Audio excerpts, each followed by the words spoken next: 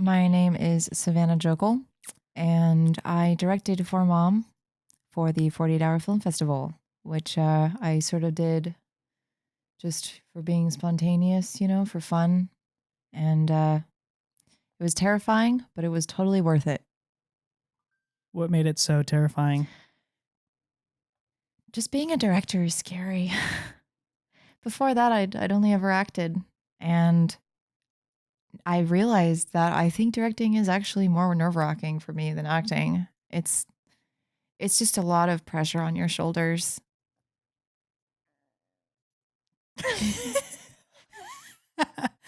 My bad.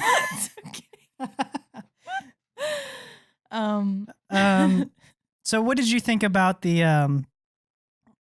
tell us about the process of the 48. So like yeah, I just remember driving on my way to the 48 and I hadn't slept because I just was so nervous and my stomach was just in knots. But you go into this room with all the other teams and you have your team and you basically just wait until your name gets called, the director's name, and you go up and you choose like these little slips out of the basket. And so we were assigned for a genre slapstick comedy, which instantly I felt good because we had, I mean, it was destiny. We had Roberto, and I already wanted Mabel to be in mine because she was in town during the time. And I just had to ask her because she's like my idol. I love her. And the slapstick comedy just fit really well with both of them because I wanted it to be this strange world. And the only thing that appears normal is like sort of Mabel until she just completely loses it because the world is just this strange world eventually gets to her head where it just all feels like just a slapstick comedy world. so what was the like casting process like? Like how did you know to go for Roberto? It's because I worked with Roberto previously. I guess that's the great part about acting with other people before. And Roberto actually directed me before. It was for like a Vegas.com thing, and we had a lot of fun on the shoot. We get along really well. And I just remember I'm like, who could I bring to the table that we haven't seen a lot at UNLV in the community? And I just instantly thought of Roberto. And that's also why I wanted to use Mabel. And as a director, one thing that I really feel like I've liked is also using people that haven't acted a lot, like John Bartley, because I've never really seen him act. And then I'm like, John, why don't you act in this? Like I like throwing the crew, like the ninjas, who are hiding behind like the equipment, like, hey, just act in this, like it's just kind of fun. And also like Jennifer Delgado is a good example too, because we originally like were going to have someone play Juanita and then she joined another team. And so I'm like, well, who is going to be Juanita? We need that character, obviously, because it was part of our prompt. And I'm like, how about Jennifer Delgado? Let's just use her. I mean, she'd be great.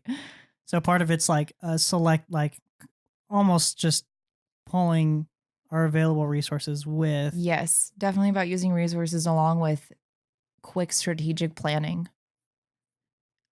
Because the second I knew Mabel was in town, I wanted to take advantage of that and use that resource. And so I talked to her at a party at Cody and Ryan's. And I'm like, yo, I really want you to be in my short. And she just instantly was like, oh my God, I would love to be in your short. And then after that, I mean, we developed like a really good friendship too from this, like I visited her in LA afterwards and she was like such a doll on set. She just hit everything she needed to. And that's why like I think the biggest learning experience is I feel like I didn't do shit. I really didn't. It wasn't me, okay? It was everybody else. And it's like I feel like that is your role though as a director. Is let other people do the magic. Just allow it to happen and it will, and it did for this and watching it was so fascinating. So tell, what was the collaboration process like early on when we were all in that living room and Right. we were all coming? I Oh, well, I remember like because I preparation is such a huge thing, and so I remember. I mean, we met even before the 48 started, and we made up a list of possible cast and like crew members and budget, just to prepare ourselves. And then when it actually happened, we all drove back. I remember driving back with John, and John, he really helped me out a lot with like coming up with like a good idea to like flow. And the slapstick comedy part for me, I felt like it all sort of just trickled down into the right spots, like the storyline and the beats. And like I just remember talking to John about it, and as I kept talking to him and we were like feeding each other ideas, it just came together like this epic moment, like, oh my the stars god. aligning, Yeah, like the the stars planets. aligning. And Aaron too, like he really helped out because he thought of the whole shrine part, because I felt there was like something missing. Like I didn't want it to be too much like slapstick comedy, because that's just it's all on the surface. And Aaron thought of like, well, what if her mom was like a Fanta girl? And that's why, like, this is her dream. And I was like, oh my God. So tell us how did the whole Fanta um, kind of motif emerge? Well, I think honestly, I think it sort of started from you when you showed the YouTube. We were just, looking at commercials for Fanta, and like, because it's so bright and colorful, and it does fit the slapstick comedy world too, which is great. They just kind of go hand in hand. And so we were all watching it to sort of get inspiration on how to incorporate the two and make it like this crazy world. And then like there's an actual ad for who wants to be the next Fanta girl, and we're like, wow, like what if we do something about Mabel wanting to be the next Fanta girl, and we'll just do an audition. So it kind of sparked from that, from when you pulled up that video. And then from then on, we all just started throwing in ideas, and eventually it came together.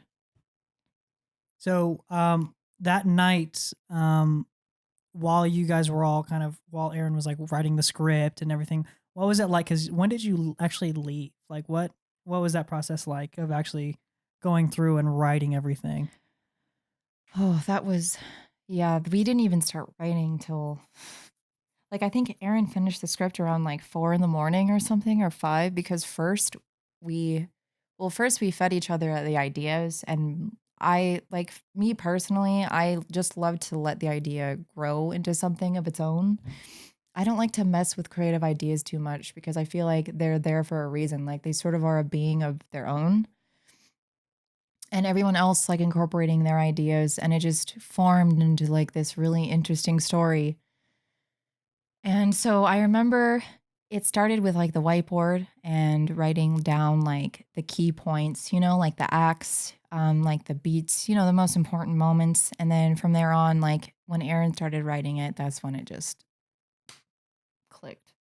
So in terms of in most cases, film students aren't really writing for slapstick comedies. So where do you even begin with producing that story? Yeah. I mean, slapstick comedy, the first thing I thought of, was obviously Chaplin, because he created it. And, it's just about that physicality. And growing up, like, I love slapstick comedy. I think, like, Black Sheep and Tommy Boy, like, Chris Farley was my favorite slapstick comedian. He's just so damn funny. And I've watched those films, like, so many times.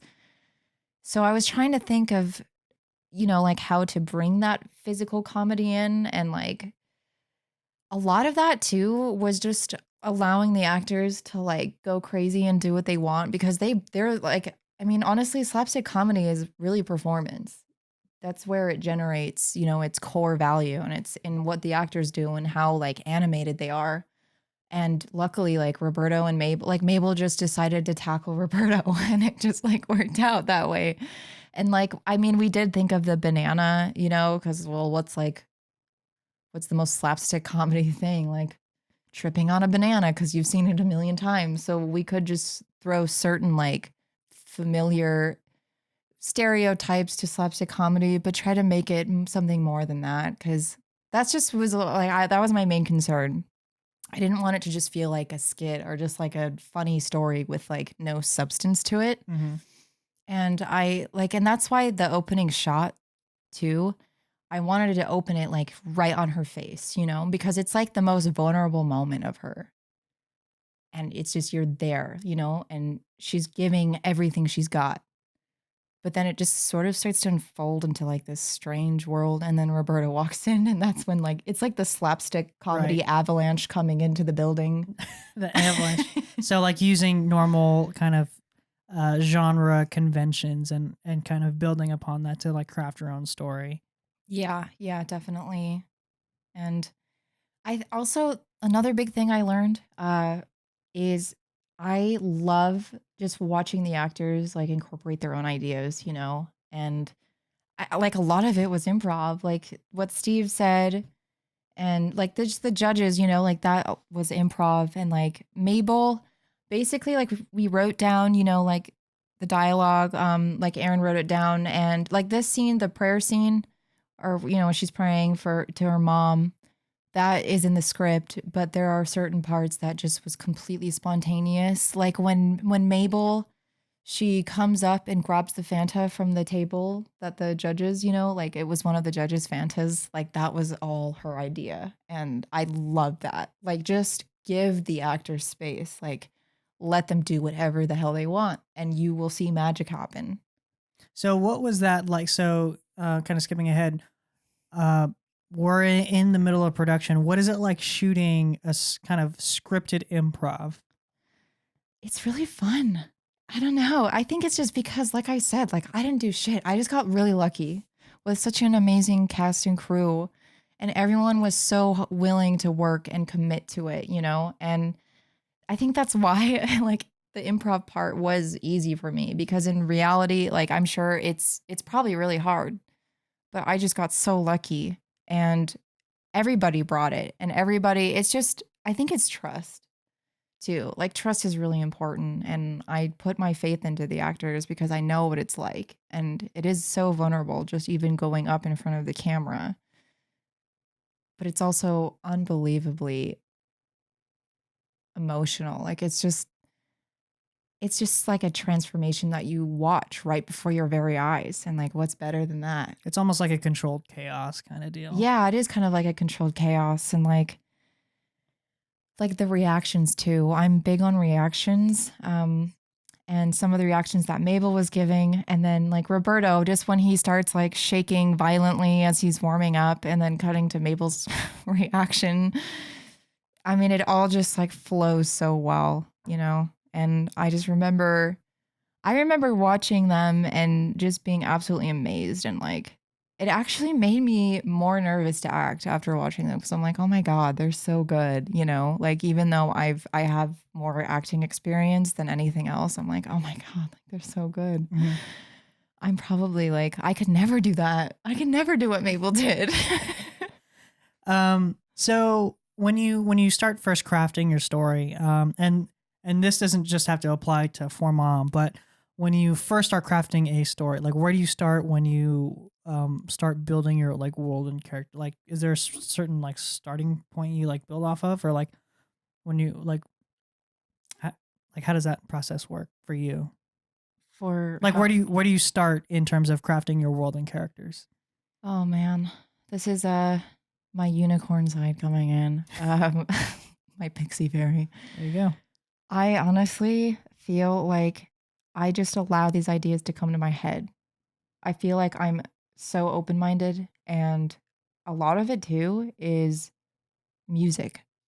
I just will play songs and for some odd reason whenever I play songs it opens like my mind up. It like opens like this wave, and it like all these creative ideas, like they receive it and then they come to me. That just sounds so weird, but like that's kind of how I feel my process works. It's very ambiguous and like magical in a way, like Spielberg says your ideas are never really screamed you. They sort of just come to you in a whisper. And when he said that, it made a lot of sense because I feel like that's sort of how my ideas start. it just starts with this really small idea, like almost sometimes just an image from like a song. It gives me an image, and then something about that image really captures my attention in an emotional way, in an aesthetic way. And then from there on, I just started building this story. And how do I make this story communicate well? And how do I make it like actually mean something? Because I'm I'm just a really deep person. I got a lot of gravitas, like substance, and I guess I use that to my advantage. And then, so in terms of coming back to For Mom, for you, what were kind of the main themes of the piece? I think it's like, I mean, of course, it has to do with like pursuing in your dreams, but also like realism versus lost of just like losing reality, like losing touch with reality, and also like inner truth. Like, what's the real reason why you're doing this? Like, is she really doing this for her mom? Because it's like at some points you're not often sure because she wants it so badly, but is it for her mom? Is there something else? Is she trying to validate herself and like that's it? So I kind of see the theme as sort of like the inner truth and like coming to terms with the reality of your situation, which is not always good. And then, walk us through some of the things that were going through your head, like while we were shooting. Like we ran through some difficulty. Like Oh what my were some of God. the trials and tribulations Oh, that we ran into during production? the first thing was so we decided to do the Fanta commercial first. So we get our asses up at 6 a.m. or whatever it was to be there at 6:30. Um, I felt so bad for everyone because it was just so cold outside, and we're just wearing like these shorts and tank tops, like crop tops, and we're just dancing at 6:30 in the morning in downtown Las Vegas, like not the best area. Yeah, it was it And was it was Brit. It was cold. it was very cold, but this Brisk. I just remember like, oh my God, it's so cold. But then the second like we started dancing, it's like I didn't feel it anymore because I was having so much fun. I was having so much fun during that Fanta commercial. Like it didn't even matter anymore. What made it so fun for you? It was just the energy, man. Like that's why your cast and crew, like it's just so important that you all get along and like see the fun in it and not take it too seriously. And I feel like at one point we all just sort of let go and like we were just dancing to actually have fun, like it became a real thing. And especially like watching Mabel dance and drinking the Fanta, like we got real crazy with that. And sometimes like opening yourself up, you just get all sorts of like chaotic energy and it just builds up in you. And like that's just what this whole experience turned into. It was exhilarating. But I think the first thing that we ran into, the first problem was getting kicked out within the first, what was it, like 45 minutes, Yeah, 30 minutes? yeah. Our first location, our first spot, we got booted from. Yeah, this scary man walked out of El Cortez There and was two. yeah, There was two two. people. Two people came up and they were like, "Hey, can't be here." So Steve thought of the idea. There's like another mural down the street, and because of him, we like found our location, which worked out even better, like just miraculously because it had more color in the background. Like the first mural, I think it was more like graffiti looking, like it had some faces or something on it, from what I remember. And then the second mural was just these like beautiful like Fanta colors, Yeah, yeah. When they first came out, what and told us that we had to leave, like what exactly was Um, running through your mind? I just remember, I think we captured that because it was me that was dancing. And I remember looking over and I think you actually captured it on camera and you see my face like instantly just turn into a like stone. Yeah, you lost all expression. Yeah, I remember Yeah. that. And and I knew, like, the second I saw him walking towards us, like, I knew. I was like, okay. I was just instantly thinking, like, going into panic mode, like, okay, what are we going to do? Just that little voice in my head, just like very assertive. What are we going to do? we need to think of something right now. And so when it happened, we were all just trying to think of the next place, and then Steve suggested that one, and I'm like, well, let's go, let's do it. And we just drove right down the street, and it worked out perfectly. And that's when it did start getting really fun. So what about the next one? Um, well, just getting kicked out of so many locations, like we had to find like the audition room. So we went into a few dance studios and it just wasn't working. We tried a room in the other building, like the studio, and that I think was already being used. Like at one point, like William Corey, the AD, and I, we were just frantically scouting around the UNLV campus trying to find a freaking location, and like I was just trying to remain calm. Like it's weird because you feel so panicked at the moment and like you've almost lost control, but this little voice in my head just told me that we're going to get through this and we're going to figure it out because there's no plan B for me. There's only plan A. Like we're going to do this.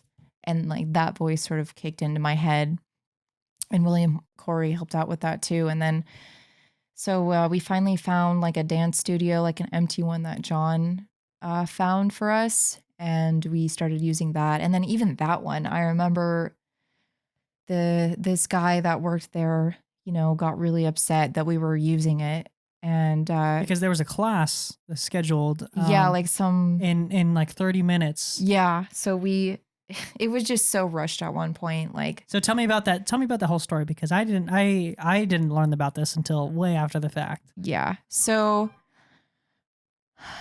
that's when hell kind of broke loose in my head. Like that was sort of the biggest mental breakdown for me was when that happened, because it's like we just were trying so hard to find the location. We finally found one after getting kicked out like 3 times from like different places, or just being told like, no, you can't shoot there. And then I see a guy like at the window. He's like peeking in at us. And I remember looking at his face, and just this dread slowly, just like a giant wave, just hit me. And I was like, oh no, oh God. And then at one point I went outside to talk to him. And I think William Corey was talking to him too. He talked to him first. And then I came out, and he basically just said that it's like not allowed, and that we could get in a lot of trouble for shooting in the studio, or the dance studio that we found. And, but for some reason, he decided to be nice that day. And he said, I'm going to let you keep shooting, but you have like 30 minutes because I have another class or whatever it was coming in. Well, he actually let us into another room, didn't he? Oh, yeah, he did. That's what happened. Yeah. He let us into another room. Yeah. Sorry. So what ended up happening is that all of the coverage of the judges was in the original room, and then all of the coverage yeah, that's right. All of the coverage of Mabel and Roberto were in a completely different room. That's right. Because that's that definitely added to the stress, because we were in a completely different room, and like the backgrounds were gonna look different if we tried to keep shooting their coverage. But luckily we got enough to where it did make sense. And Ryan and also Steven, the head judge, he wasn't even there for Roberto's performances. Yeah, because he had to leave early for work. So at one point, yeah, he just wasn't even there when it was Mabel and Roberto sort of giving like their performances. It was just the 2 judges, it's just miraculous how that worked out. Because now it's all like flooding back to me, because I remember that's how my breakdown started happening, and I had to like leave the room just for like 5 minutes. I had to just get my shit together and let my brain just sort of relax. And William Corey really helped me out because he knew, I'm sure, because I'm sure, he's had a lot of experience as a director, and he probably could see on my face that I was starting to just like go into panic mode and like lose. I almost lost hope. So and by the way, this was all unbeknownst to me. Like I think I was just like setting up a light, or like setting. Like this was all in secret. Like I don't think anybody really knew that I was like outside, just like trying so hard not to start crying because like I felt like I just lost hope in that moment because I felt like it wouldn't match, like it wouldn't flow, it wouldn't have the continuity we needed, and I thought we at one point like maybe we're not gonna get this, you know? So even me as the DP, not knowing that you're in this mental state, I think speaks volumes to how well you Yeah, handled like it. I sat outside and William sat next to me and he just said, "Okay, here's what we're gonna do. We're just gonna read the script. Let me just read some of it to you and we'll figure out what we need to do from there." Because we kind of got mixed up with the coverage because we got kicked out of one room and it just interrupted everything. And I'm like, well, what do we really need then? Like, I just was getting so confused and like getting no sleep. I mean, that didn't really help much either. But he sat me down, and by the end of the script reading, after he finished, I just felt completely calm again. I just took a few deep breaths, and sometimes that's all it takes. It just takes a minute of silence, of solitude to sort of get yourself together. And yeah, I have to thank Will for that because I was losing my shit in that room at one point. So I just stepped out for 5 minutes. And by the time I walked back in, I was ready to go. And we all And it came turns out, together. and it turns out it all worked in the Yeah, end it all because worked out you perfectly. couldn't. I mean, there's no way you could tell that those were two completely separate rooms, Yeah, which and is amazing. and not all of our talent was there at the same time. Yeah, Was not there? even they weren't there at the same time, which I just feel so lucky to have the cast I did because I know that that was probably hard, but man, yeah. So talk to me about also like the scheduling too, because one, Steven had to leave Yeah, early. that was the hard part is so Steve had to leave for work and he actually ended up unfortunately leaving late and he was late to work, which I feel bad about. And then Roberto couldn't even I don't think he could be on set until 3:30 is when he got out of his job. So that was the scary part is we like literally had an hour of them together. We were pushing it all the time. Yeah, Yeah. so that's yeah, I remember now the first thing that we got for coverage at that point was just getting Steve and like the judges together cuz we really needed Steve's footage. So we shot Roberto's and Mabel's like later on after he left.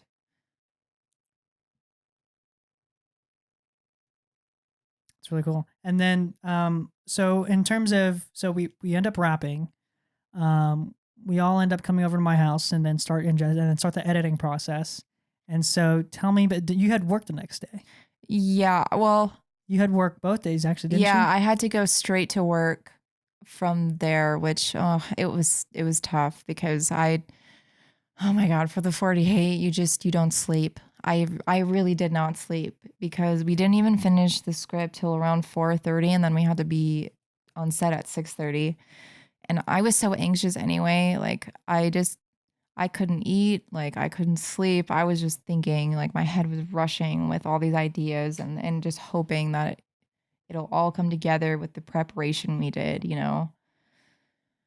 But yeah, I unfortunately like I had to leave and I left it up to like Ryan and Rob. Um and I remember like at work, I got like the rough cut and I remember watching it like at work on my break, you know, so I could get a look at it and I mean Rob and Ryan like they're amazing and like I trust them anyways, so like I wasn't worried in the first place, you know.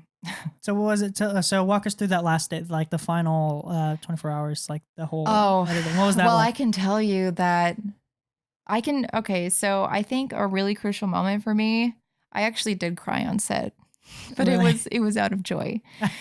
Actually, I Bec captured that moment, I yeah. think, right Oh, when really? we wrapped. Oh, wow. I just remember like when I said that's a wrap and when everyone started clapping, like even now, I just get emotional.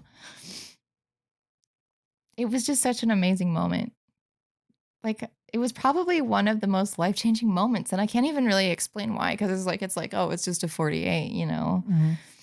But it was scary, it was so scary, it was something completely out of my comfort zone, and, like, just the feeling that I did it, like, I overcame my fear, you know? And also it was, like, the people too. Just I remember being in that room and looking around and everyone was clapping and like the look on everyone's faces, like with such joy and relief and also just the experience we all had together. Like it was just so magical. It was really fun. It was probably some of the most fun I've had. It was probably as equally fun as it was stressful, but Yeah.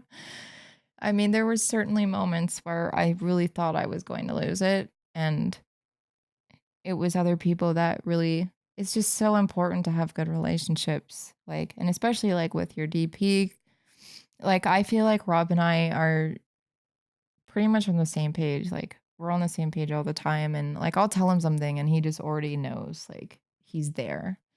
And like the whole Fanta commercial, like that was Rob's choreography and he sort of took over that because like I don't have like a lot of experience in like the choreography and like he brought his friends who are dancers and I think that's like what made it so amazing. kind of helped sell the Yeah, to whole, like help sell the Fanta commercial. because that's like right up my alley, kind of though. Yeah. The commercial Yeah. space. So And that I was really think fun. like I was passionate about the story too because I know what auditions are like and sometimes it does feel like you're living in a crazy world. It just doesn't even feel like real life anymore cuz you're just like in a room with all these people who you don't know who like in La La Land she says, it's like being in a room with people who are like look exactly like you, only like better, and they can act better than you. Like, and it just sort of does make you lose touch with reality. Like, it's just so scary, And I felt like that experience, just like my experience in acting, really did help me with this whole process, like a lot, like tremendously. And I so am grateful for my acting experience because without that, I really don't think this story could have come together as well. Like, I really feel like acting and directing just go hand in hand. Yeah, it's kind of, especially for you, like getting kind of the perspective on both sides. It's I mean, they go hand in hand. Yeah, and Mabel played the vulnerability so well at the audition at first, and she's like so genuine and authentic, and like they just take it as like, oh, though that's nothing, like, and then just the awkwardness of like when you zoom out and her feet, like she just looks like stiff and awkward, Yeah. like that is the exact feeling in audition. Sometimes you just feel like a stiff board Just that because you get awkward. so tensed up, Yeah. your muscles just tense up from like the nerves and the butterflies. And I just remember watching Mabel, like the way that just played out, and it was magical. Did you have any thoughts on what it was like kind of as we were wrapping up the our final edits? We went through, so tell us about how we had to cut, like how much Oh, we had to cut. What was that well, like? it was like what over 7 minutes long, like 7 minutes 30 seconds. It was like 10 minutes. Originally, it was 10 minutes. Originally, our first cut was around 10 minutes, and there's a 5 minute cutoff point. Yeah, it has to be 5 minutes long, which it's tough. So That's we cut very out frustrating. pretty much half, which is crazy in itself. Yeah, which is insane that we did that because we cut out a lot of really great funny moments that I think would have added on to the slapstick aspect of it. And yeah, I remember. I remember us like trying to cut out a second here, a second there, Yeah, like frame, like we're cutting out frames, like just trying to get this freaking thing. Cut it before he breathes. All right, cut it before. Yeah, like I remember me and the AD William Corey, we were just sitting here, just slaving away and just combing through like so many times of all the stuff to cut. But I mean, in the end, I'm super happy with like how well it turned out in its final runtime. Yeah, it did. And I was just so scared because I thought if we kept cutting, it would just take away from the story and eventually, it would just be pieces. It wouldn't be like one continuous line through the story. And I was so nervous about that. And I'm actually kind of thankful for, I mean, having that kind of hard limit cutoff point was actually, it's kind of a good way to kind of exercise on your kind of storytelling ability on keeping things like brief. Yeah. you know? That And is important. I feel like it is sort of a good lesson yeah, because it's, you know, it's a double-edged sword. It's like, one, you you you have all this great content and you want to, you know, showcase that, but two, you know, at the same time, sometimes as filmmakers, we get too attached to what we things that we have created ourselves, that by like including it, sometimes it doesn't necessarily add to the story. So having that ability and knowing when to cut and when not to cut, um, kind of is a really important, kind of little tool and asset to yeah. have in your filmmaking arsenal. Honestly, I was so amazed by what they did in the editing room and how they cut it down and still but it still made sense. It was still like it still had a beginning, middle, and end. Then that was a big concern for me too. Like I want the story to have this arc and to have a beginning, middle, and end. And I definitely feel like we managed to do it even after we cut down so much. Yeah, it was a lot. It was a lot for Yeah, sure. it was a lot. And we came down to the wire too. I think we submitted it with like what, 9 minutes left, or Yeah. something? Like under 10 minutes left, like before the Yeah. submission deadline. And I just, I remember like after you submitted it, just like the feeling in the Just room. like I just felt like 1,000,000 pounds just lift. lighter. Yeah, like just lift up into the air, just gone forever. I mean, well, until my next project, I Yeah. guess. I mean, it was fun though. It was, and I think what I remember Aaron saying, and we're just so surprised at the amount of stuff that we were able to accomplish in just 48 hours. Yeah, Like, a ridiculous amount. and like to imagine like what we could do in that amount of time, like with, you know, actual time, like with, you know, something that doesn't have that 48-hour constraint. Yeah, it's a good feeling. Did you? Yeah, go ahead. Well, I was just gonna say that I don't know. Sometimes the hardest freaking moments in your life end up becoming the best once you overcome it and look back and see how you achieved it. Yeah, it's all about growth, and then Yeah. taking that, and then that's where experience comes in. Yeah. Do you have any takeaways from your first kind of directorial debut and this kind of controlled chaos that was For Mom? Um, trust your instincts. Trust yourself and just have faith, trust the people around you, develop relationships with those people.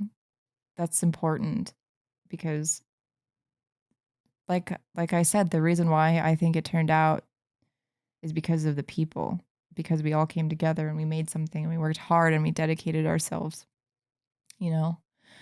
And as a director, like don't it's it's not about like your vision. Like don't try to be a control freak, okay? Don't be like, those really crazy controlling directors. Like I feel like seriously, I can't stress enough how I feel like as a director I didn't really do anything. I just let the people who know what they're doing Yeah, do it. and I've been told, you know, by my one of my mentors, like surround yourself with people that do a better job than you do. You Yeah, know? and I definitely got that. And you know that's also an important skill to have, is to be able to like let go of creative control, and you know, like you said, trust others in, you know, the Yeah. process, and if you surround yourself with people that do a better job than you do at specific things, then um you know, Then I'm like, "Oh shit. Okay, I'm just going to take a seat over here." exactly. So anything else? Um I'm just really grateful for the experience once again. And Do you have any other tips for anyone that might be considering participating in a 48? Top three coffee. tips. One is Um coffee. One is coffee. Two, please remember to just have fun. Do not take it too seriously. And That's actually really important. That's something to definitely not lose sight of. yeah, Is that, you know, we're like we had so much freaking fun. yeah Like there were moments where I was laughing to where I was crying. There was a moment during the Fanta commercial where I think where Rob lost his shit to where he had to like literally sort of like bend down from the camera because he was laughing too hard. Yeah, I lost it. Like those are the moments that you remember like the most on set, you know? And then like, you know, remembering why we're telling stories, you know, Yeah. ultimately because we enjoy telling stories, but even more so importantly, because it's fun. Which leads me to the third tip, which I think is just try to see the big picture. Try not to get wrapped up in the really little details or you'll lose sight, because I know I did at one point, and that's why Will had to take me outside and read the script to me, because at that point I once again grasped like the theme, like the idea of the story, like this is what we're communicating. Cool. Well, I think that's it. This was cool. This was kind of a cool little, I've never really done this before. It's almost like a video podcast. It is, yeah. It's, no, I don't mind. Yeah, I dig it. Cool.